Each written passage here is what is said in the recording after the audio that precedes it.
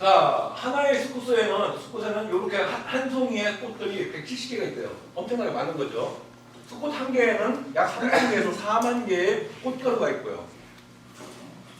그러니까는 수꽃눈 하나는 170개 정도, 평균 170개 정도의 꽃이 피고 여기서 3만 개 내지 4만 개의 꽃가루 갖고 있다. 엄청 많은 비율이죠. 자, 그런데 마시성 호두나무는요. 도시성 호두나무와 마시성 호두나무의 차이가 또 뭔지 아세요? 혼합화 비율입니다. 혼합화 비율. 제가 우즈벡에서 하는 대로 이렇게 설명드릴게요. 제가 우즈벡에서는 어떻게 설명했냐면은, 자, 아저씨가 양을 갖고 있는데 암양은 2마리, 순양은 8마리, 내년에 새끼는 몇 마리? 2마리에서 4마리, 그죠? 네? 그러면은, 야, 아저씨, 순양은 2마리, 암양은 8마리, 내년에 새끼는 몇 마리? 그죠? 16마리 나오죠? 어? 그럼 4마리와 16마리는 차이가 뭐예요? 수확량의 차이잖아요.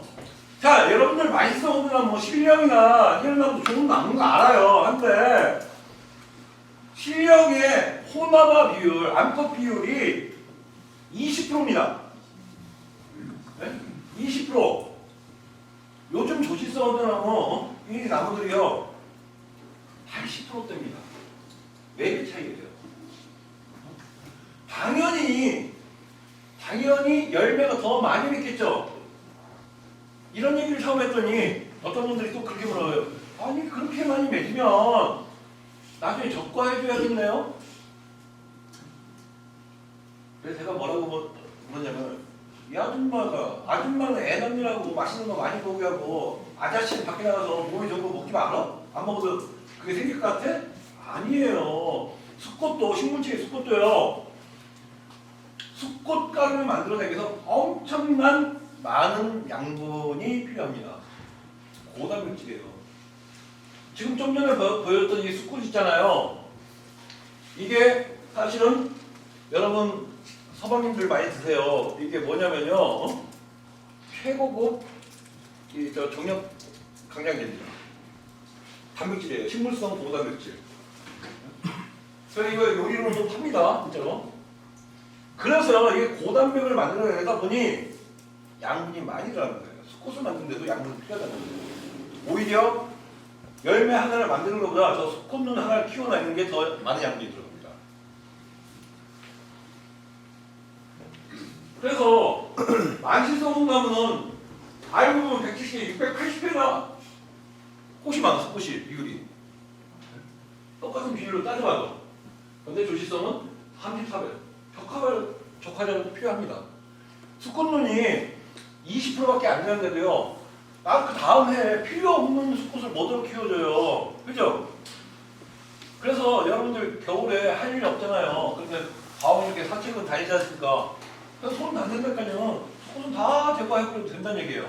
왜 꼭대기층에서 또 수꽃이 있잖아요. 그걸로도 전부 다 수분이 가능하니까.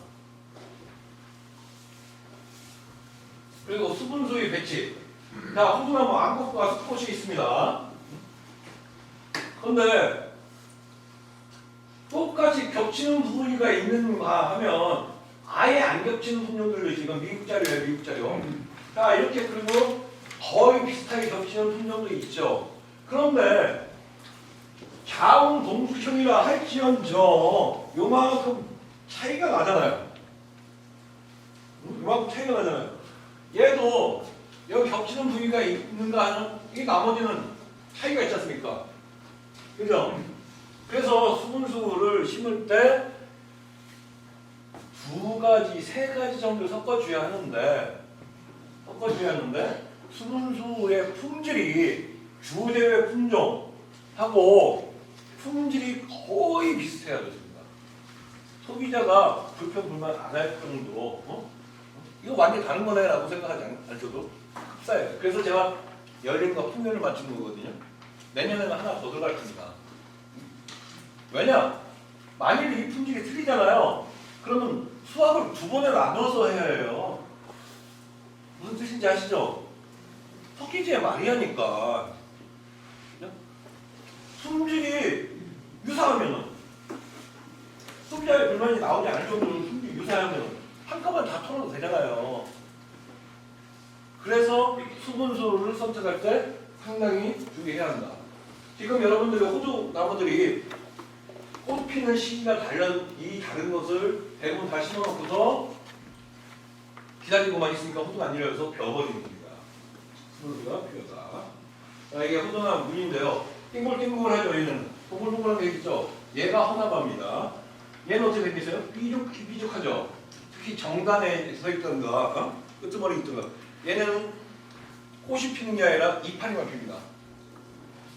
뾰족한 세모난 거. 솔방울처럼 생겼죠? 얘가 수꽃이에요. 얘는 쬐끄만 게 있죠? 얘는 잠도가가 되는 거예요. 그래서 이 솔방울이 수꽃이다. 그리고 둥글둥글한 것이 암꽃이다. 여기가 열매 맺는 것이다. 생각하시면 돼요. 이 솔방울 같은 것은 손에 닿는 데는 다 없애줘도 된다. 이 잠보가는 호두나무는 가지 마름 현상이 있는 대신에 심한 대신에 잠보가의 비율은 잠보가는 30년, 40년, 50년 지나도 자라는 능력이 있습니다. 굉장히 강하다고요. 호나바 비율 아까 말했죠. 지금 이게 실령입니다. 실령. 호나바 하나, 두 개. 여기 세 개. 근데 수꽃은 하나, 둘, 셋, 넷, 다섯, 여섯, 일곱, 여덟, 아홉, 열. 바쁘다. 그죠? 이게 실령이에요. 얘는 암꽃, 호나바가 하나, 둘, 셋, 넷, 다섯. 안 보이지 않습니까? 그죠? 수꽃이 없잖아요, 거의. 그리고 아까 설명드렸죠. 얘는 장과질입니다. 여기서부터 여기까지 거리가 상당히 한 5cm인데 얘는 조그만 나이차 있잖아요. 굉장히 단과질이에요. 자, 호나바의 비율에서 이미 4배 정도의 생산량이 나왔죠. 거기에다가 장과질이요, 단과질이요. 여기서 벌써 또 2배 이상 차이가 나요. 그러면 4 곱하기 2는 8, 8배 차이가 나죠, 생산량이. 그죠?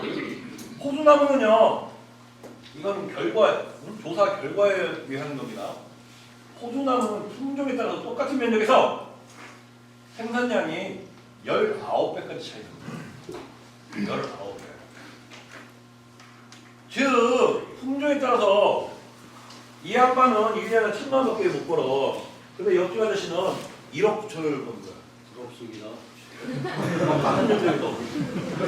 그러면은 이 양반 사모님이 어떻게 와서 밥 먹이려고 하겠어? 프라이팬을 그냥 두통장 저 옆집 아저씨들이 이게 나타나는 거예요.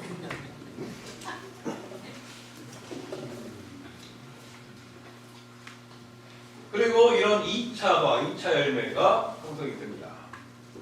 자, 이 1차와 2차가 격차는 1차 열매가 맺은 다음에 바로 나타나요.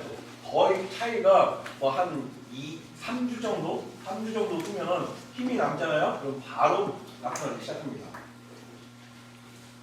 그런데 열매는 작죠? 왜? 수확은 같이 한다고 했잖아요. 수확은 같이 하면서 그때 같이 하다 보니까는 그 기간이 짧아졌잖아요. 팽창 기간이. 그래서 작아지는 겁니다. 이렇게 자라나서 이렇게 커나는 거죠. 수꽃 여기 있죠? 수꽃 2개, 하나, 둘, 셋, 넷, 다섯. 여기 열매들이, 그리고 여러분들이 알아두셔야 할 게 있어요. 자, 호나바 눈에서 눈이 딱 펴서 나왔어요. 여기서 단과율, 열매가 하나는 맺히는 비율. 쌍과율, 열매가 2개 맺히는 비율. 3개 맺히는 비율. 4개 맺히는 비율. 그 포테지까지 나옵니다. 눈이 하나 펴서 열매 하나 맺는 게 좋겠어요? 2개 맺는 게 좋겠어요? 당연히 2개가 맞겠죠? 3개, 4개. 이게 낫겠죠? 그 품종이 좋은 거예요. 그죠? 그래서 우리 열림 같은 경우는 단과 비율은 거의 좀 한 자릿수로 좀 낮고 쌍과율이 23% 정도, 3개가 맺히는 비율이 또 한 20몇 프로 정도 이런 식으로 해요.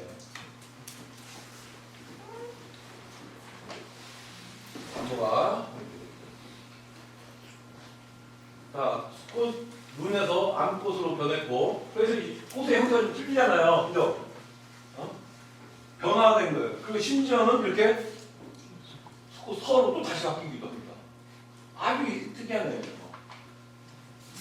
그래서 여러분들이 돈 좀 벌려고 하시면은 상품성이 가장 중요합니다. 일단은 조시성이든 만시성이든 상품성이 가장 중요하고 도시성은 다수학성으로 가. 그리고 관리하기가 좋게 쬐까는 없게 키워라. 라고 말씀드립니다. 품종의 특성 제시 요건 쪽에 뭐 매력이 어떠냐면 여러분들이 누가 어떤 나무에 대해서 그 품종의 이 뭐 막 자랑을 하잖아요. 그럼 물어보세요. 이 내용을 물어보시면 돼요. 야, 좋아. 걔가 내력이 어떻게 돼? 걔 아빠는 누구, 엄마는 누구야? 되죠? 딱 하고 주 재배 지역의 기후는 어때? 토질은 어때? 물어봐야죠. 그리고 얘가 도시성이야? 만실성이야? 아니면 중만실성이야? 청량이 중만실성이에요. 자, 조생경, 중생경, 만생경은 뭐야? 얘가 8월달에 수확하니? 9월 초에 수확하니? 9월 중순에 수확하니? 조생경, 중생경. 응? 그럼 좋아. 또 단위 면적당 생산량이 몇 킬로야? 71kg죠. 혼합화 비율이 어떻게 돼요? 안 뽑는 비율이 몇 분이야? 측지발효율. 아, 이게 측지발효율 얘기 안 해주네요.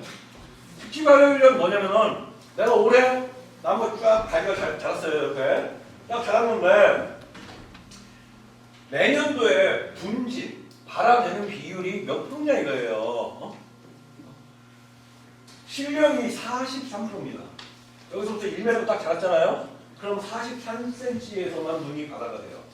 나머지는 57cm는 쓸모없는 공간만 늘어났잖아요. 그죠?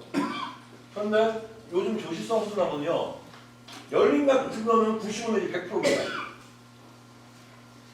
두 배죠. 더블이 넘죠? 95 내지 100%예요.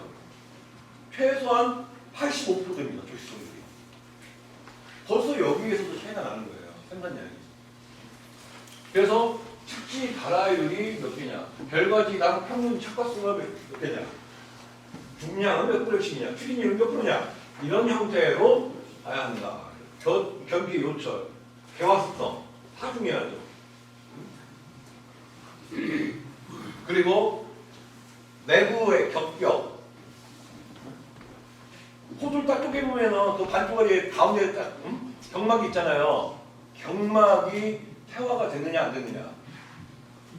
또 한 가지는 내부, 견피 내부의 주근벽이 태화가 됐느냐 안 됐느냐. 이것도 검토를 해야죠. 왜? 여러분들 호두가 딱 껍질 벗겼는데 완태 그대로 쏙 나와요. 완태 호두 1kg에 얼마씩 하는지 아세요? 완태 호두 1kg에 20만 원이 넘어요. 여러분들 저 무주나 김장 그 호두를 갖다가 하나도 깨지고 그거 꺼내려고 해요. 뭘로 하는지 아세요? 손톱깎이로 합니다. 손톱깎이로 살마이들이 20만 원 넘어요. 그런데 그걸 어디다 쓰냐? 저 호텔 같은 데서 있죠. 가끔 데코레이션 할 때 있죠. 그걸로 써요. 그래서 그렇게 되는 겁니다. 그러므로 호두도 완태, 반태, 완태, 2분의 1태, 4분의 1태 이거에 따라 다르죠. 호두가 완태 호두가 더 중요한 이유가 뭔지 아세요? 호두가 결핍 껍질을 벗겼어요. 그래서 완태 상태로 있으면 얘는 살아있는 호두입니다. 그죠? 살아있는 호두예요. 딱 깨져서 반태가 되면 안 먹고 죽었나요? 그죠? 죽어있는 호두인 거예요. 그래서 완태 입사가 완전히 다릅니다. 개념이. 자, 혼합을 설명해 주셨죠? 알겠습니다. 반가지류, 두 가지 반가지류. 자, 보세요. 똑같은 거리인데 하나는 인치제야, 하나는 센치제야. 열매의 숫자가 틀리다는 얘기예요. 똑같은 나한테 주어진 면적에서 열매가 생산되는 양이 틀리다는 얘기입니다. 결과의 길이는 이걸 의미하는 겁니다. 즉 여러분들이요, 여러분들 과학을 조사할 때 거름 많이 내리세요 하고서 1년차, 2년차, 3년차는 빨리 키부터 빨리 키우십시오 해요. 사실은 이론은 빨리 키우고 옆으로 가는 거는요 억제해줘요. 자꾸 분질을 시켜야 합니다. 분질을 많이 시켜야 여러분들이 돈이 돼. 아니야. 한 가지 쭉 해서 끝까지 갔어. 열리 해봤자 열매 몇 개예요. 얼마 안 되죠. 공간만 차지해버렸고 여기서 이파리 다 나면 그늘만 만들고. 근데 이것을 중간이 있으면 여기로 가는 데서 딱 잘랐어. 분해서 두 개로 나눴어. 두 개가 네 개가 됐어. 네 개가 또 다시 이렇게 막 또 분리시켰어요. 이렇게 해서 결과진화를 만들어가는 거죠. 이해되시나요? 요 작업을 하면은 한 가지가 쭉 이렇게 자란 것보다 훨씬 더 많은 열매의 묶음이 나오는 거죠. 이걸 잘해줘요, 이걸.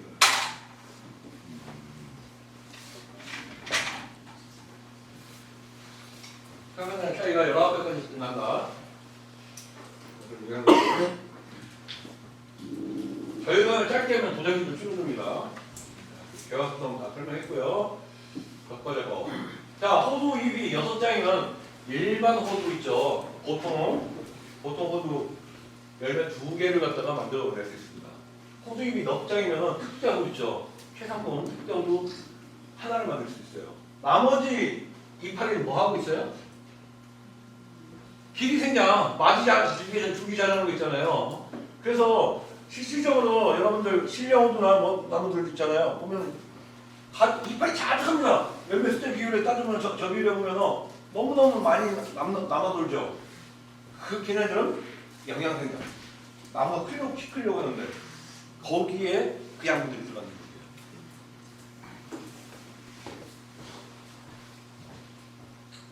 자, 조실성 호두에만 박비호두가 있느냐? 아닙니다. 난시성 호두에도 박비호두는 있습니다. 네, 이런 얘기고. 자, 이거 어떻게 볼게요? 이거 실제 비율에 얘가 얘예요.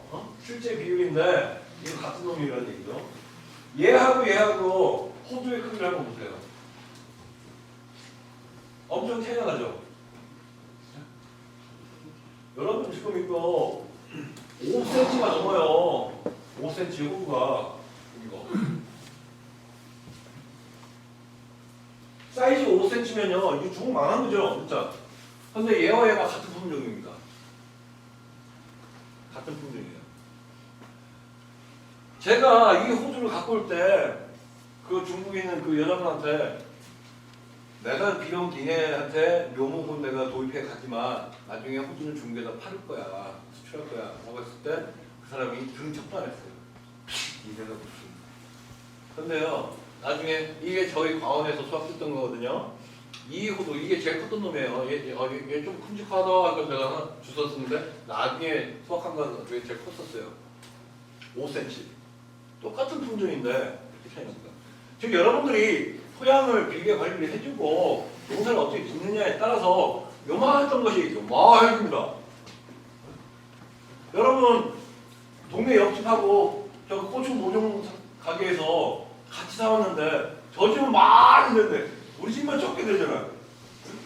그죠? 똑같은 거예요. 똑같은 품종일지언정 내 환경과 재배 방식에 따라서 수확량 차이가 납니다. 그러면 여러분 생각해봐요. 얘하고 가격이 같을까요? 아니죠. 여러분들 사과가 때깔 좋고 튼실하고 주기력이 딱 사이즈 쟤네들 명절날 나가는 이런 거 하고 막 하고 쭈구리하고 가격이 틀리죠? 그렇습니다. 가격이 혁혁하게 차이나요. 내가 이걸 갖다 보여주니까 그 양반이 깜짝 놀라가지고 이게 도대체 무슨 품종이냐고 막 그러더라고요. 짓건데. 그래서 여러분들 중국에서 갖고 오는 품종들이 우리나라에서 잘 적응이 되면은 월등히 좋은 상품들이 나와요. 이번에 제가 수매를 해보면서 보니까 거의 100%입니다. 거의 100%가 중국의 원산지보다 품질이 더 좋게 나왔습니다.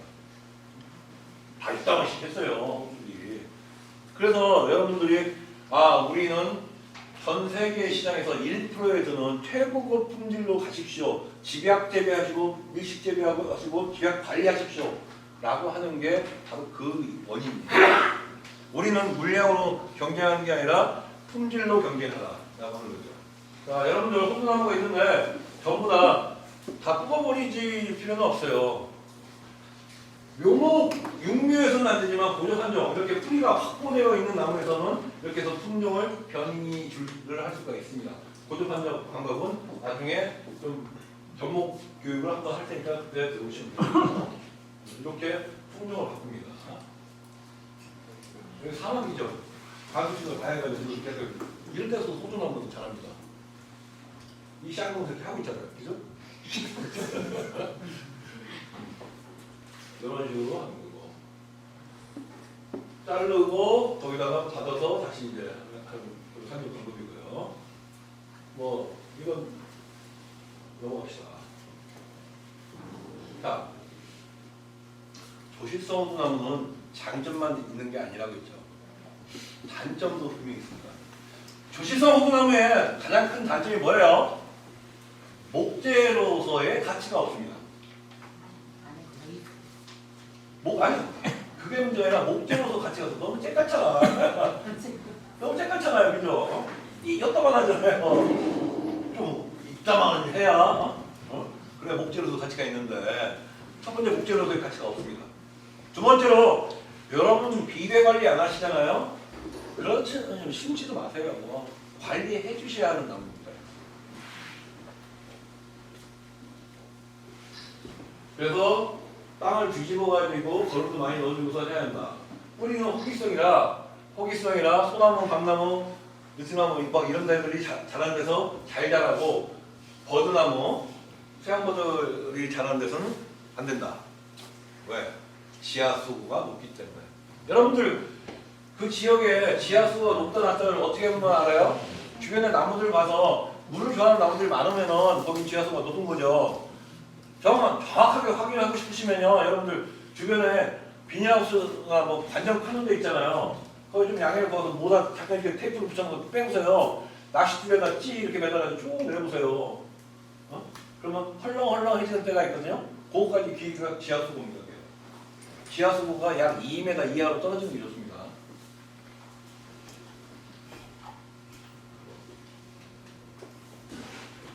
조실성 호두나무의 다른 점이 있습니다. TRB예요. 만약 우리는 TRB를 해서 지상부, 트리 부분, 지상부와 R, 뿌리 부분, 지하부는 1대1이라고 우리는 개념을 갖고 있죠. 근데 조실성 호두나무는 완전히 틀립니다. 1년차에 조실성 호두나무는 5대1이에요. 5대1.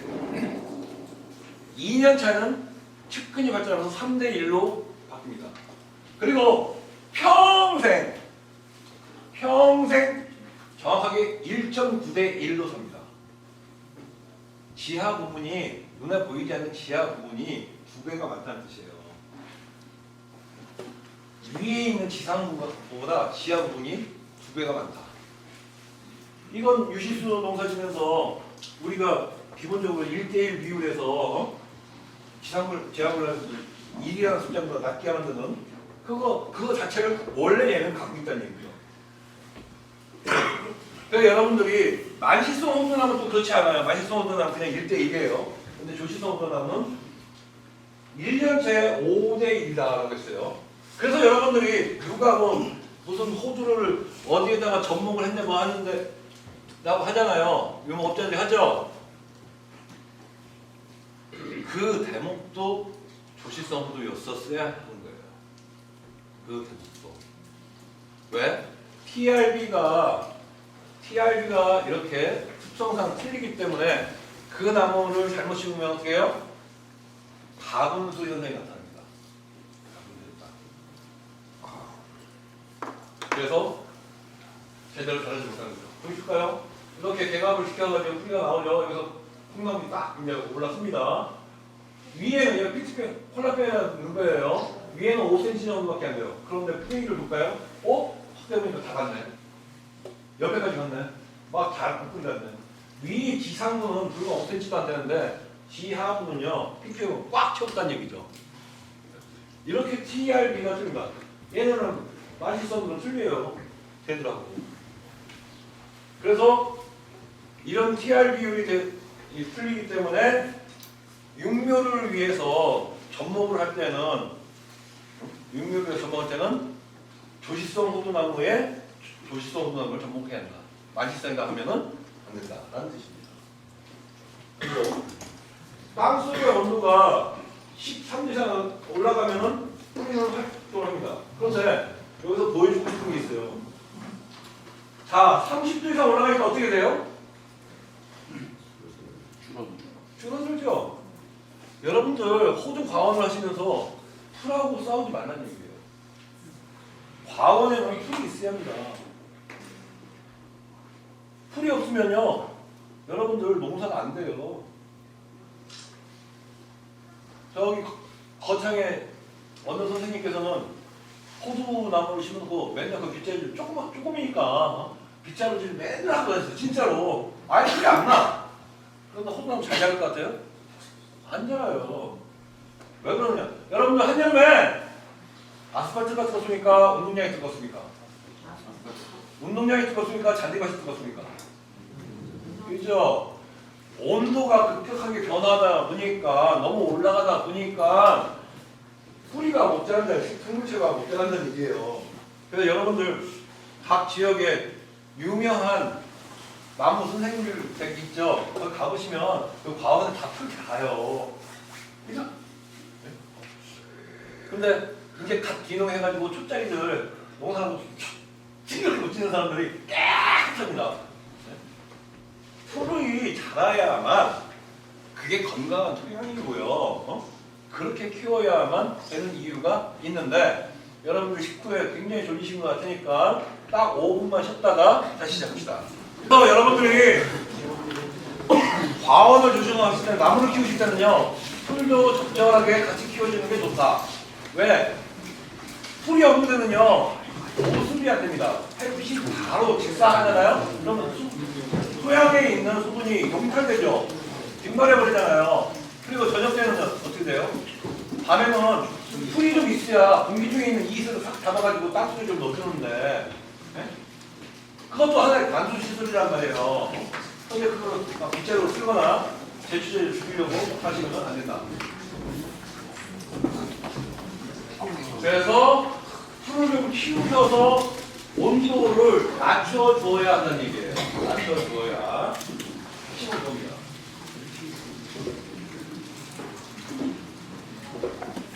땅 속에 깊으면 깊을수록 온도의 변화, 환경의 변화는 점점 줄어듭니다.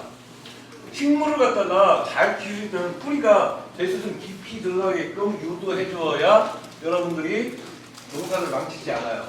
여러분 나무들 중에 지금 이제 여러분들 이런 분들 많을 거예요. 다수를 키우시는데 어떤 나무들은 이제 막 열매가 막 열리는 성목인데 아침에 가면 잎이 파랗게요. 짱짱해. 근데 오후에 막 한여름에 뜨거울 때 막 잎이 해벌레 하고 그 다음날 아침에는 다 짱짱해. 오후에 해벌레. 이런 나무 보셨죠? 그게 왜 그런지 아세요? 여러분들이 거름을 갖다가 땅속에다 묻어주는데 위에다 뿌려줘서 그래요. 위에다 뿌려주면 식물체의 뿌리가 먹을 게 거기 있으니까 자꾸 쫓아 올라오겠죠. 쫓아 올라오니까는 저녁 때는 서늘을 가니까 수분을 갖다 제대로 적정해요. 그런데 오후에 땅이 막 바짝바짝 말라버리고 하니까는 거기에 뿌리가 흡수하는 수분이 없어서 바짝 말라가지고 잎이 해벌레해지는 거예요. 이해되시나요? 그런 과원은 거름을 잘못 넣어서 그렇다. 조시성 호두나무는 지하 20대 60cm라고 하는데요. 이건 문헌상이고 실제로 제가 키워보니까 우리나라는 강상이 먼저 많고 그리고 토질이 약간 더 점토질이다 보니까 사실은 거의 한 뼘 안에 거의 다 있습니다. 조시성 호두나무 켜보니까 그래요. 굉장히 얕게 갑니다. 그래서 여러분은 호두나무는 신근성이라고 이해하지 마시고 천근성으로 이해하시는 것이 유리합니다. 그래서 이게 좋은 점이 아니에요. 단점이 될 수 있거든요. 여러분들이 과원 조성하실 때 깊이 관리를 해가지고 토양을 부실부실하게 만들어서 될 수 있으면 깊이 뻗게끔 유도해 주는 것이 중요합니다. 이건 미국 자료인데 미국에서 또 보니까 그렇네요. 지표면으로부터 1m 이하의 90%가 다 있더라라는 얘기예요. 그래서 여러분들이 나무를 심을 때 최소 1m는 뒤집어줘라 라는 얘기를 하는 거고요. 화원 전체를 가능합니다. 그것도 안 되면 출판이 마지막에 구성이 됩니다. 관수시설 직접 방법이 뻔한 겁니다. 이거. 자, 관수시설 하죠. 여러분들 아까 설명했듯이 관수시설 처음 하려고 하면 돈 많이 듭니다. 근데 그게 매년 몇 년 동안? 몇 년 동안? 3년. 네? 30년. 네, 100년이죠. 왜 100년 후에는 또 거기다 나무 안 심으려고요? 평생 대대로죠, 사실은. 그 비용이 뽑혀 나옵니다. 그래서 관수시설 해주시는 게 좋고요. 관수시설 하면요, 액비도 넣어줄 수 있잖아요. 더 쉽잖아요. 그래서 호주 하나에서 진짜 2, 3g 올리는 크게 만드는 것은 쉽습니다. 근데요, 호두 개수가 워낙에 많잖아요. 2, 3g이 2, 3톤이 되는 거예요. 어마어마한 금액이 차이가 되는 겁니다.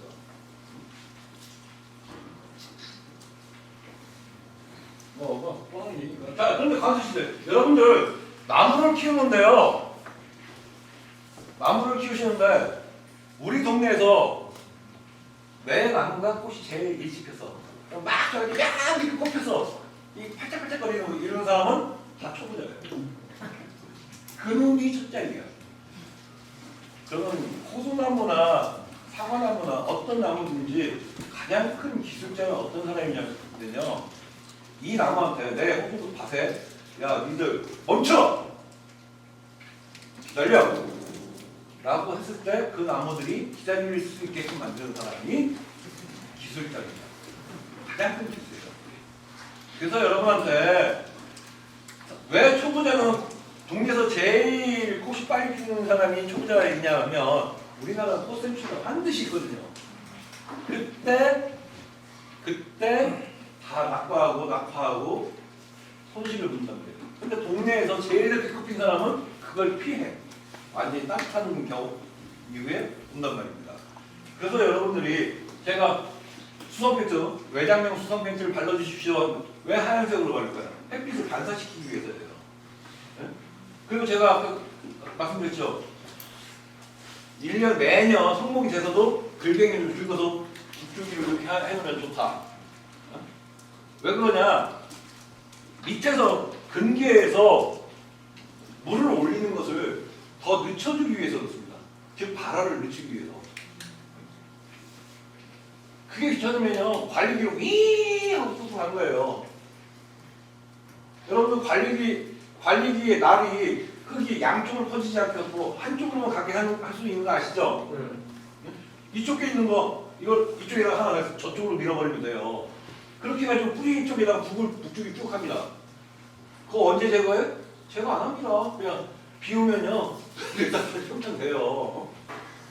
그렇게 북주기를 해놓으면은 밸브를 나무한테 밸브랑 딱 잠근 거랑 똑같은 거예요. 요만큼의 흙이 더 쌓였잖아요. 쌓여가지고 요만큼 더 낮에는 녹으려고 하겠죠. 근데 밤에는 얼어 있어. 낮에 녹다가 다시 얼어요. 그러면은 이거 아무것도 없는 것보다는 훨씬 더 늦게 꽃이 피겠죠. 발화가 되고. 이게 시간을 죽이는 거예요. 너 멈춰라고 하실 때 하는 거예요. 그리고 지금 관수시설이 있으면요. 자, 여기 뒤에 보세요. 뒤에 보면은 겨울이잖아요. 이파리가 없잖아요. 파랗지 않죠? 위에 낙이 다 져 있을 때, 이른 봄날, 이제 막 날씨가 이제 막 풀리려고 할 때, 타이머를 딱 맞춰놓습니다. 새벽 한 3시, 4시 정도에 물이 막 나게 해놓으면 어떻게 되느냐? 한 번 저때 이런 식으로 관수를 하게 되면 일주일이 발화가 늦어집니다. 즉 나무 자체도 느낌 있는 게 감각이 있어가지고 나무가 다시 겨울인가 봐. 좀 이따 나가야지 하고서 이물소 쏙 들어가는 거죠. 이해되시나요? 한 번 딱 하면 일주일이 늦어져요. 일주일 후에 한 번 더 하면 3일이 늦어집니다. 그럼 열흘을 늦춰줄 수가 있죠. 그죠? 즉 실제 고급자는 여러분들은 이 가세질 배우러 오셨겠지만 사실 가세질은 핫글이고 이게 진짜 기술이라는 얘기예요. 내 나무를 가장 늦게 뽑히게 하는 사람. 그것이 중요합니다. 그 반수 시설이 있으면 이렇게 할 수가 있는 거예요. 그리고 여기는 한여름인데 호두나무는요. 호두나무는 호두에 청피 있잖아요. 열매 청피가 까맣게 되면은 쭉정이가 생깁니다. 쭉정이. 그런 것이 뭐가 있어요? 한접병 같은 거. 벌레가 물었다든가, 뚫었다든가, 혹은 햇빛에 그을렸다든가. 그죠? 일소 현상이 나타나는 거죠. 그러면은 타이머를 맞춰 놓는 겁니다. 타이머를 맞춰 놓으면은 환수시설에서도 타이머를 맞춰 놓으면은 오후 2시 정도, 잠깐만 1시간 반, 2시간 정도 분무가 되게끔 해놓는 거죠. 그럼 그 과원 자체가 서늘해질 거 아니에요. 그래서 청피의 일소 현상을 줄여주는 겁니다. 그래서 반수시설은 사계절 다 활용할 수 있는 거죠. 방법은 뭐 여러 가지 방법이 이게 공식이 지명하고 지정하고 뭐 이런 식으로 하는 거 그림만 봐도 뭐 이해가 되시겠죠. 여기는 이 아줌마들이 수박을 파고 있어요. 수반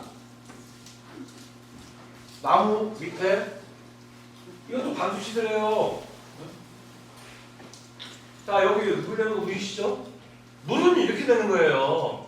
호수가 777, 주전자로 777 이게 아니라 물은 이렇게 되는 게 정확한 겁니다. 여기는 어때요? 서양 아줌마가 반수시설을 하고 있죠. 여기는 어때요? 아예 여기는 내려 심게 했습니다. 이끼 있는 데 있잖아요. 강원도 횡성이나 이런 지역 있죠? 거기는 물이 잘 안 담겨서 저장이 쑥쑥 막 빠져나가. 그런데 저렇게 내려 심기를 해야 하고 여러분들이 토양이 점토질이고 수분이 많은 지역은 올려 심기 해야죠. 여러분들의 있는 위치와 토지에 따라서도 심는 방식이 틀리다는 거예요. 여기는 관이가 있죠. 전백관이 가 있고. 저기 지주목 설치하는데요. 이건 뭐 사과밭 하시는 분들이 선수들인데 어떤 분들 내가 깜짝 놀랐어요. 지주대를 박으라니까요. 두 분이서 꼭대기에서 먹고 그랬어요. 그냥 여러분 백 같은 거나 드릴 있죠. 그걸 뽕 뚫고서 그냥 갖다 싹 꽂으면 됩니다. 어느 두 분이 막 이걸 때리고 있는데 굉장히 노력이더라고요. 자, 여기서 지주목을 설치하라는 이유가 뭐냐면요. 여러분은 돈을 벌려고 하잖아요. 지주대 꽂을 때는 처음에 돈 드는 것 같죠. 그런데 그게 훨씬 돈을 많이 벌어줍니다. 첫 번째로 나무가 두꺼워지는 이유가 뭔지 아세요? 안 넘어지려고. 안 쓰러지려고요. 그래서 두피를 키우는 거예요. 지주대 꽂으면 가늘게 쪼르르 나갑니다. 안 넘어지니까. 그죠? 바람에 안 흔들리니까. 제가 여기 막 엮기를 막 하면 여기 두꺼워지잖아요. 똑같은 개념이에요. 지주대를 해놓으면은 과원의 부피를 채우는 게 빨라집니다. 그래서 손익분기점이 일단 빨라져요. 두 번째로 비나도 언젠가 태풍 옵니다. 그죠? 태풍 때 잘 만들어 놓은 나무가 수영 6, 7년 걸려가지고 딱 만들어 놓은 나무가 한번 뚝 부러져 가요. 끈기를 더럽죠. 그죠? 그때 다시 그걸 채우려고 하면 또 몇 년이 걸리잖아요. 그 지주대 몇 천 원 되는 거 딱 해놓으면 충분히 된다는 얘기입니다. 그럼 지주대를 언제 제거하느냐라고 아까 어느 분이 여쭈시던데 지주대 제거해도 되고 제거 안 해도 됩니다. 근데 제거할 때는 언제 제거하느냐? 호두나무가 굵어졌어요. 굵어져서 얘를 흔들라니까 지주대까지 있어가 힘들어. 그때는 제거하는 겁니다. 그때는. 자, 충계식재라고 했는데요. 가을식재가 월등히 유리하다는 아까 설명드렸죠. 넘어가겠습니다. 올려심기, 내려심기. 여기 내려심었네요. 그죠? 올려심는 데는 좀 전에 얘기했듯이 땅이 수분이 많은데, 저지대, 어디서 물이 나는데 그런 데는 흙을 긁어 모아서 쌓아놓고 올려심기를 합니다. 내려심기는 토질이 굉장히 막 돌이 많고 수분이 쭉쭉 빠지는데 그럼 내려심기는 하죠. 아까 어느 분이 뭐 질문을 하시더라고요. 저희 밭에는요 돌멩이가 막 왔다리 갔다리 해요. 다갈들이 많아요. 그런 흙이 좋은 흙이에요. 그런 땅은요 사실은 제가 1m 뒤집기 한다고 했잖아요. 그런 흙은 안 했을 겁니다. 왜? 돌과 돌이 입자들이 막 있는데 거기에 뭉툭이 다 있지 않습니까? 그런 대로 수분, 공기, 양분이 다 흡수가 됩니다. 돌멩이들 막 굴러다니는 땅 있잖아요. 그런 데는요 여러분들 걸음도 땅소리가 안 묻어도 돼요. 그냥 위에다 뿌려도 됩니다. 왜? 비 한 번 오면 싹 깊이 들어가니까. 그죠? 그러니까 여러분들이 눈으로 보는 땅, 야, 흙 좋다. 껍데기만 완전 사실 돌멩이 쩍쩍 굴러다니는 흙이 월등히 과실수나 농사 적기는 훨씬 더 좋은 땅이다. 이해되시죠? 네.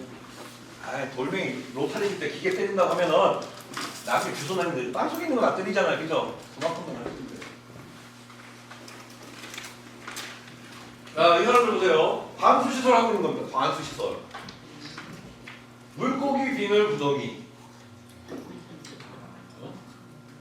어린 혈이라고 하는 거예요. 물고기 비늘 구덩이. 이렇게 하니까 여기 수분을 갖다가 여기에 탔어. 넘쳤어. 이리로 옆으로 가죠. 또 넘쳤어. 이리로 가죠.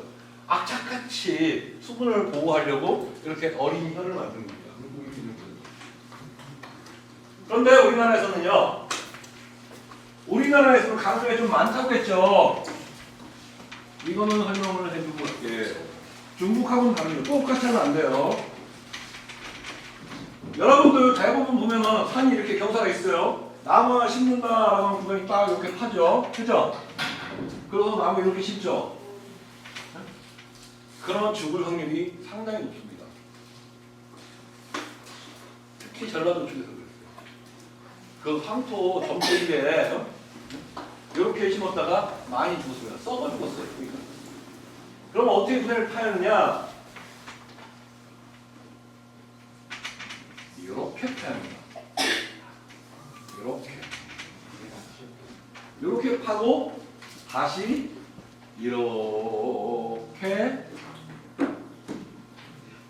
이렇게 해줘야 돼요. 그래야 여기와 여기가 토질이 똑같아지죠. 물이 안 차고 이리로 새 나가잖아요. 그죠? 여기는 부실부실하게 해놨어.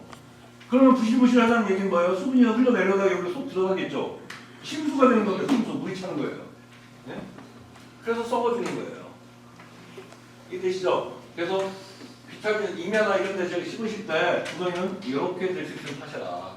그래서 제가 여러분들 유튜브나 이런 보시면은 제가 막 제 키도 넘겠고 어떤 데는 막 제끼잖아요. 그 이유가 이런 것을 역이용하는 겁니다. 즉 뭐냐면은 저는 처음에 산이 임야나 산이 있으면은요 처음에는 이 등구선식으로 땅을 막 깊이 가게 해준 거예요. 그럼 어떻게 돼요? 땅속에 물탱크를 만들어 놓는 거죠. 그죠? 더 깊이 들어가 저장고입니다. 그 다음에 이런 식으로 깊이 가게 했던 다음에 나중에 다시 이제 그러면서 흙량을 맞췄겠죠. 그 다음에 나무 심을 때 이렇게 세로가리를 다십니다. 이해되시죠? 깊이가로 등구선식으로 할 때는 토양의 물리적 성향과 형태를 바꿔주는 것이고 그 이후에 다시 평면이 됐잖아요. 딱 형태가 다 바뀌었으니까 다시 된 상태에서 세로가리 할 때는 걸음 다 펴주고서 화학적 성향 걸음 넣고 양분 넣고 화학적 성향으로 바꿔주는 거예요. 전 두 번 작업합니다. 여러분들 구덩이 파실 때 물이 안 고이게끔 하시는 게 굉장히 좋다.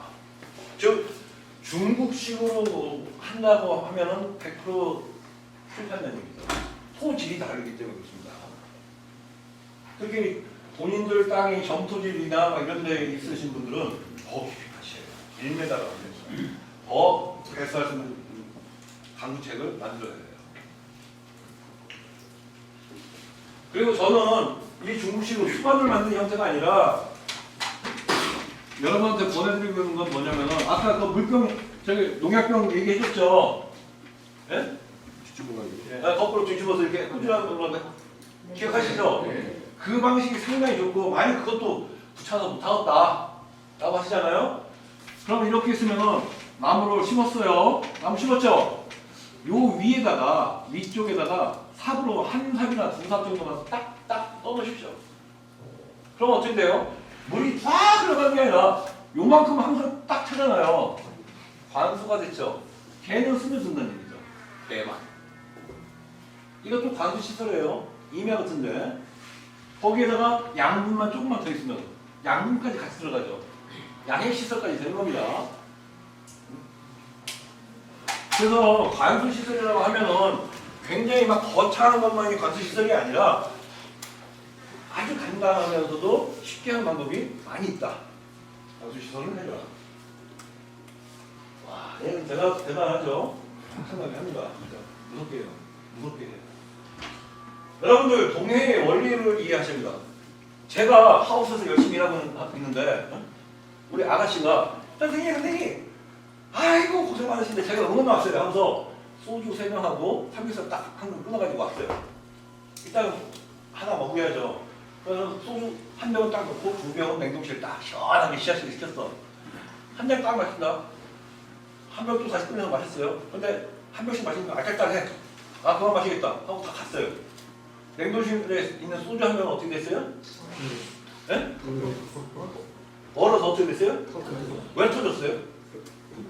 그렇죠. 그러니까 팽창한 겁니다. 즉 식물체가 겨울을 나는 것은요. 세포벽 안에 있는 수분이 밖으로 배쳐서 세포와 세포 사이에 수분이 쌓여 있어서 그게 다 얼어요. 그러면 세포벽이 팽창해서 터지지가 않을 거 아니에요. 근데 물을 이제 올리기 시작해서 삼투하기 시작해서 그때는 어떻게 돼요? 세포 틈 사이에 있던 물을 수분을 쫙 빨아가지고 팽창이 돼 있습니다. 근데 얘가 다시 얼었어. 그럼 어떻게 돼요? 세포벽이 땅 터지는 거죠. 한 개가 터지는 게 아니에요. 그 자체에 있는 수백만 개의 세포가 동시에 다 터져버리는 거죠. 그게 동사예요. 그게 동사. 동해를 입었다는 겁니다. 즉 수분을 흡수했을 때 그렇게 이제 겨울이 되면은 물을 빼고 있습니다. 이렇게 빼가지고 이 벽에다가 얼음 갑옷을 수백만 개의 얼음 갑옷을 입고서 겨울을 나는 거죠. 호두나무는요 사실상 영하 35도에서도 살아요. 근데 우리나라에서 영하 35도 떨어진 데 없죠? 네? 많죠. 맞아요, 많아요. 저기 냉동차고. 한데 실제로는 언제 죽느냐? 봄에 죽습니다. 낮에 따뜻해가지고 녹았어. 그다음 밤에 또 추워 얼었어. 얼면서 빠바박 터지고 다시 녹았어. 그 다음날 또 빠바박 터지고 봄에 동해가 나타나는 겁니다. 그래서 여러분들이 아까 얘기했던 수성 페인트 있죠? 이런 걸 발라주시면 좋고 그 수성 페인트로도 난 못 믿겠다 하면은 집에 쓰시던 식용유 있죠? 몇 년 된 거 발라주시면 좋고 발라주기가 귀찮아요.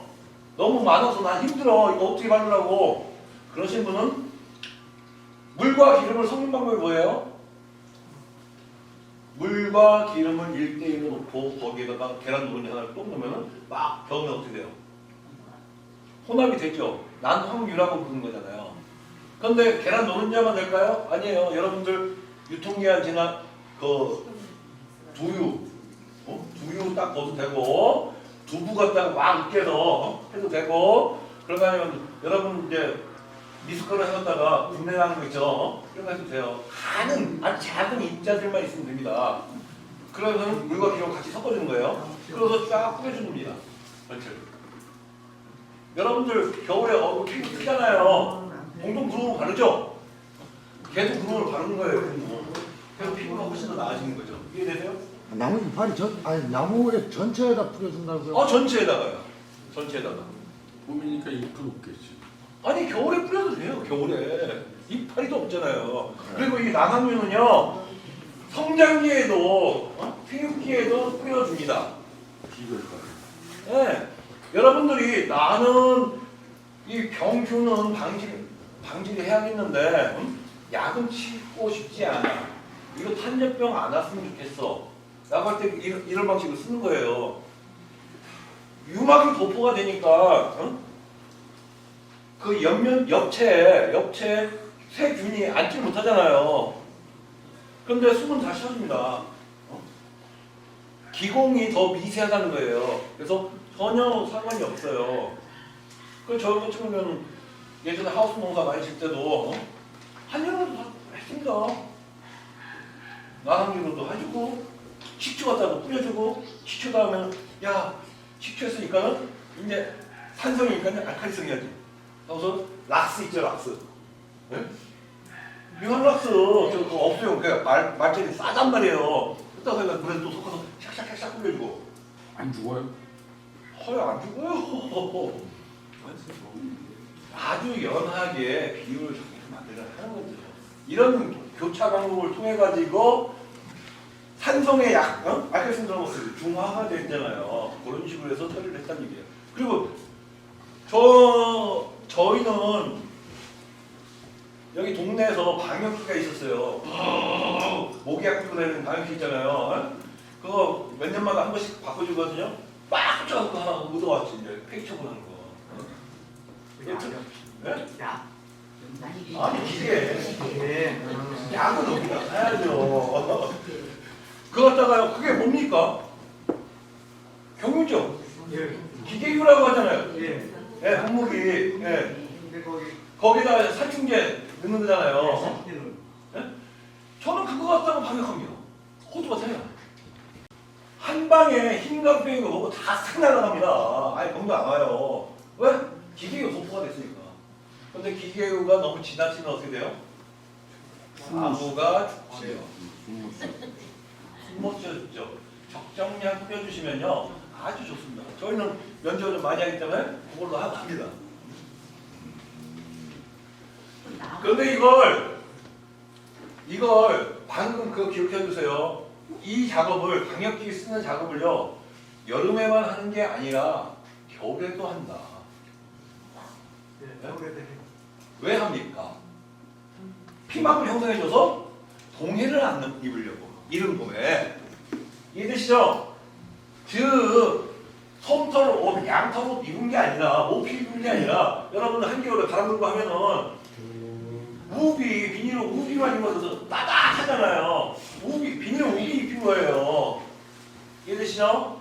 그런 방식으로 하셔도 되고 여러분들 이제 PE 필름이 있어요. PE 필름이 저 필하우스 필름이죠. 과원이 좀 넓어. 내가 한 10만 이상 해. 그런데 이거 뭐 다 할 수는 없겠어. 그러면 PE 필름을 원료를 삽니다. 소재로 가면 콩알처럼 제가 원료들이 있거든요. 큰 솥에다가 불을 뗍니다. 그러면 물을 갖다 미직지근하게 떴어지죠. 미직지근하게 떠졌을 때 그걸 한 볼 넣습니다. 20대 1 비율로 딱 넣고 팔팔팔팔 끓이는 거예요. 그럼 어떻게 PEP를 다 녹았죠? 그리고서 나중에 딱 손을 넣으면은 안 될 정도 식혀요. 되지 않을 만큼 식혀요. 그걸 갖다가 분무기에 넣어서 샥 뿌려줍니다. 샥 뿌려줘요. 그게 뭐냐? 이게 상품화 되어 있어요. 클라우드 카바라는 거예요. 이게. 그러면 어떻게 돼요? 얘는 진짜 PEP는 비닐이잖아. 그죠? 진짜 나무에다가 코팅하는 거죠. 네? 코팅을 해주는 겁니다. 그러면은 좋은 게 뭐냐? 가지 마름 현상이 일단 없어집니다. 병도 없어져요. 네. 그런 작업을 하는 거예요. 뭐 다 설명한 거예요. 자, 이렇게 감아주죠. 신문지로. 이런 방법도 있습니다. 이게 클라우드 카바. 아까 얘기했던 PEP를 녹여가지고 한다고 하는 거죠. 근데 이게 이미 기성품으로 나와 있어요, 이게. 클라우드 카바를. 여기 북줄기 하죠? 북줄기.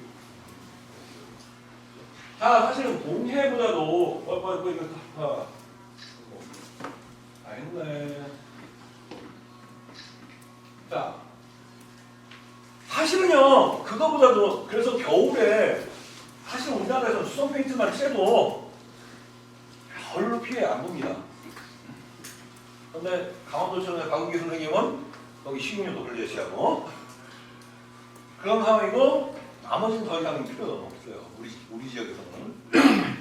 근데 진짜 심각하게 피해를 주는 건 뭐냐? 꽃샘추위입니다. 꽃샘추위. 꽃샘추위가 올해도 있었어요. 5월 7일 날 있었죠. 작년에는 4월 7, 8일 날 있었습니다. 4월 7, 8일 날 우리 지역에서 영하 5도까지 떨어졌어요. 우리 나무 순이 막 이만큼 자랐는데. 그래가지고 탁살이 났습니다. 근데 제가 그래서 우리 직원 하나를 진짜 막 징그럽게 거의 1년 동안이죠. 제 눈앞에 못 나타났어요. 볼 때마다 막 하도 막 지서대지 와라라라 하니까 못 나타났어요. 왜냐? 분명히 콧샘추위는 예고가 됐었습니다. 그래서 제가 얘기한 게 첫 번째, 야 일주일 전에 연면 시비를 해줘라. 요소 몇 프로로 섞어서 연면 시비를 해줘라. 라고 했어요. 연면 시비를 하면 어떻게 돼요? 수채가 흡수를 하죠. 수채가 흡수해서 수채가 농도가 짙어져요. 그러면 소금물이 잘 오나요? 맹물이 잘 오나요? 맹물. 그렇죠? 농도가 높아져가지고 한 영하 2, 3도 차이 있잖아요. 더 버틸 수가 있는 거예요. 첫 번째로. 두 번째로 이런 방법이었는데 그 다음에는 모기뿔 있죠, 여러분들. 훈연법에 있는 여러분들 전지전능한 거 있잖아요. 그걸 갖다가 낙 땅바닥에 놓으면 안 됩니다, 여러분. 특히 호두나무의 낙엽이라든가 이런 거 전부 다 여러분 나중에 청소해줘야 돼요. 왜 그러냐면 아까 여러분한테 얘기했죠. 탄닌 성분이 있다고 했죠. 그게 축적되면은 그 다음부터 농사가 점점 안 되기 시작해요. 그래서 여러분들 드럼통 깡통 같은 거 있잖아요. 그거 갖다 군데군데 낡은 것들 군데군데 놓으시고서 그거 싹 나중에 긁은 거서 거기다 넣어놓으세요. 걔는 언제 없애? 나중에 꽃샘추위 지난 다음에 불태워서 없애는 거예요. 그런데 꽃샘추위가 온다라고 하잖아요. 그럼 어떻게 하느냐? 토치 딱 들고 다니면서 밑에는 딱 불 붙입니다. 그러면 잘 탈 것 같아요? 안 타죠? 연기가 막 나죠. 모기불처럼. 연기가 나면서 연기 입자가 공기 중에 있는 수분과 결합돼서 날아갑니다. 내 지역은 서리가 안 내리겠죠. 동해를 방지할 수 있습니다. 세 번째는 관수를 하는 거예요. 관수. 물을 막 흠뻑 내주는 겁니다. 막 분무를 해줄 수 있으면 더 좋고 그렇지 않으면 계속 관수를 해줘요. 그러면 물 속에 있는 잠열이 있어요. 지하수 열도 몇 도? 15도. 자, 14도, 15도라고 하잖아요. 그러면은 밑에서 14도, 15도짜리가 있으면 그 열이 올라갈 거 아닙니까요? 그죠? 상승할 거 아니에요. 그러니까 공기 중 내 과학 요만큼은 따뜻해지는 거예요. 이해됩니까? 그 잠열을 이용하는 거죠. 그래서 꽃샘추위가 온다라고 할 때는 마구마구 물을 대줘라. 그러면은 냉해가 없다. 이해되시죠? 그 방법이 사실은 관수 시설을 해놓으시면은 그 방법이 제일 편해요. 꽃샘추위가 온다는 그 시간이 있잖아요. 제일 추운 시간이 몇 시입니까? 새벽 그래서 해 뜨기 관수전이잖아요. 그러면은 한 12시서부터 계속 물 틀어놓는 겁니다. 타이머로 딱 맞춰가지고. 그러면은 절대로 냉해를 입지 않는다. 이해되시죠? 투비와 나투비. 사느냐 죽느냐. 그것이 문제로다. 이거 누가 말했어요? 제가 얘기했잖아요. 사느냐 죽느냐 그것이 문제인데 나무도 아직 다 키워놓지도 못하신 양반들이 나는 무슨 농법이야, 나는 자연농법이야, 나는 무슨 농법이야, 나는 친환경 무농약 농법이야, 지랄 염병약 멱차기를 막 하는 겁니다. 왜 그런지 아세요? 여러분 자녀들이 아팠어요 갑자기. 그러면 여러분들은 나 응급실에 안 가고 내일 아침에 한약방 열면 나 한약으로 치료할래. 이 얘기가 똑같은 겁니다. 그죠? 처음에 여러분들이 나무 묘목을 심어놓고서 첫 번째 목표는요, 빨리 과원을 채워서 존재하게끔 만드는 거예요. 그죠? 빨리 성장을 해서 부피를 채우고 얘가 죽지 않게끔 살려놓는 것이 가장 우선이에요. 자식 새끼가 공부 잘하고 못하고는 두 번째 일이고 걔가 존재하고 있어야지. 그죠? 그래서 병원 데리고 가는 거잖아요. 그런데 뭐 묘목 하나 심어놓고서 지금 1년도 안 되는데 난 친환경 무농약, 유기농이야. 꼴값을 떠는 겁니다. 꼴값을. 그리고 어느 집을 갔더니 진짜 온갖 병이 다 와 있어 나무에. 온갖 병이. 열매는 하나도 안 열렸는데 그리고 나무가 죽어가고 있어. 그 사람은 똑똑한 사람인가요? 아니죠. 빙신 새끼죠. 빙신 새끼. 왜? 열매는 우리가 친환경 유기농 무농약을 안 하더라도 열매 따서 내보낼 수 있는 그래야 경영이잖아요. 그게 제일 우선으로 포기해야 할 거잖아요. 그게 농사는 생업입니다. 취미가 아니라. 그렇기 때문에 내가 무농약을 포기하더라도 병이 왔으면 할 수밖에 없는 거예요. 대체 방식을 하든지 그게 안 먹히면 결국 나무 살려야 한다는 얘기죠. 근데 묘목 갖다 놓고서 병이 다 와서 죽이고 있어요. 그 사람은 시작부터 실패하고 있는 거예요. 그래서 만일 여러분들이 저한테 묘목까지 였는데 지금 막 죽고 있어요 막 하면서 약은 안 쳐. 그럼 저한테 어떤 고발을 당하는지 아세요? 식물학대죄. 여러분들 식물학대죄로 저한테 고발 당합니다. 아니 제가 저 강아지가 아픈데 여기 두 손이 막 생겼는데 피부병이 생겼어요. 쟤를 병원에 안 데리고 가요. 그럼 여러분 중에 분명히 누군가 나 고발할 거예요.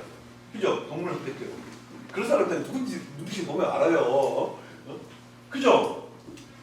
그러면은 여러분들이 내가 여러분을 볼 때 내가 좀 나무에다가 병이 와 있는데 피부가 부스럼 생기고 한데 거기에 그걸 치료를 안 해주고 있어. 그럼 여러분들은 식물학대죄로 고발당해야죠. 그죠? 우리나라에는 애견협회만 있는 게 아니라요. 반려수협회도 있어요. 반려수협회. 반려수협회가 뭔지 알아요? 분재하시고 하시는 분들 있잖아요. 그 반려수협회가 진짜 있습니다. 그래서 일단은 존재해야 한다. 존재하게끔 그래서 화학비료도 좀 쓰시고 농약도 좀 쓰시고 사실 여러분 처음에는요 나무들 딱 가져가서 심으셨잖아요. 1년, 2년, 열매도 다 접하고 열매 안 먹고 크잖아요. 팍팍 치시라는 얘기에 농도 2배로 해도 돼. 그 표기된 대로 하지 말고요. 사실은 원액으로 넣어도 안 죽습니다 나무. 팍팍 쳐서 빨리 강원이 차린 다음에 5년, 6년 딱 지난 다음에 있죠. 수경이 완전히 갖춰졌어. 부피가 다 채워졌어. 그때서부터 내가 원하는 농법으로 전환을 한 거예요. 여러 해 동안을 거쳐서. 그때는 그래 난 유황 농법을 갔어요. 난 무슨 농법을 갔어요? 난 미생 농법을 갔어요. 그때는 나는 가시라는 얘기예요. 존재한다면. 맞죠? 자식 새끼 먹는 게 나아요.